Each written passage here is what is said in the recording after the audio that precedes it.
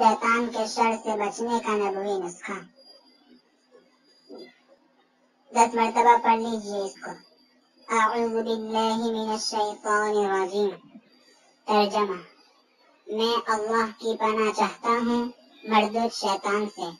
فضیلت: حدیث شریف میں آیا ہے کہ جو شخص اللہ تعالی سے دن میں 10 مرتبہ شیطان سے پناہ مانگے گا، اللہ تعالی اس کو شیطان سے بچانے کے لیے ایک فرشتہ مقرر فرما دیں گے۔